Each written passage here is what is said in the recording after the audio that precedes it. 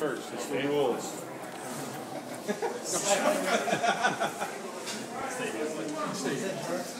You ready, gang? Parker? Whenever you're ready, Mr. Ducharme. Huge win, Boogie. Great effort from the guys. Everything I would think that you would hope for going into this one. Yeah, going into the game, we had a game plan and we talked about that 2-1 mentality, defense first. I was really proud of the way that,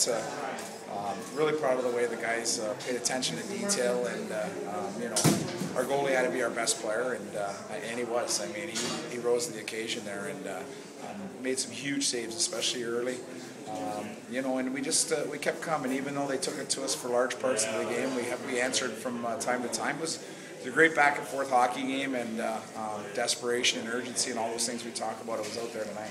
You talked about finding out about your team in these last 2 home games. They took care of business and got the job done, so the road trip you didn't have to sweat now.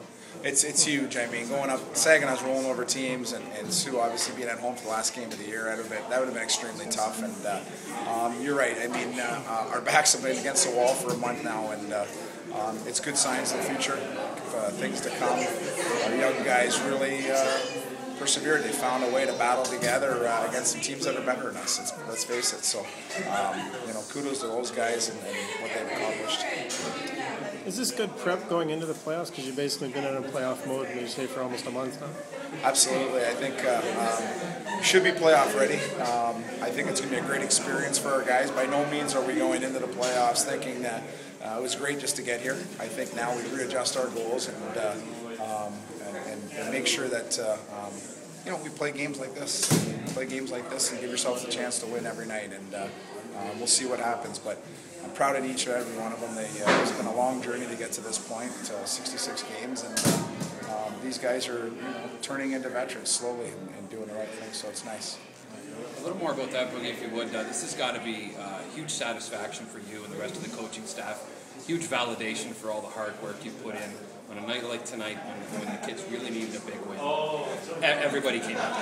Yeah, and as a coach or as a coaching staff, you try and give them as much information as possible on the X's and the O's, and we talked a lot about that this week.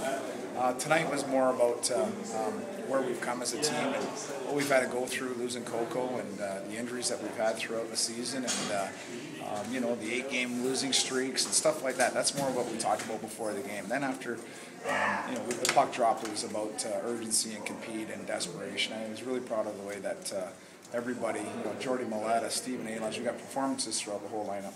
Obviously, you don't get to pick who you play, but you've had pretty good success against London. I imagine if it was them, your team would feel pretty confident.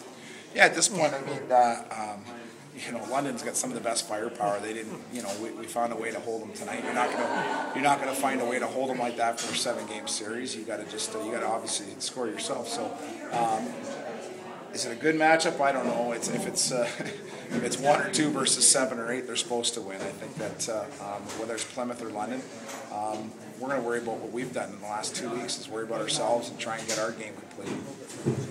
That sense of pride on your face at the end of the game, I think I haven't seen that in a couple of years. It was kind of nice to see.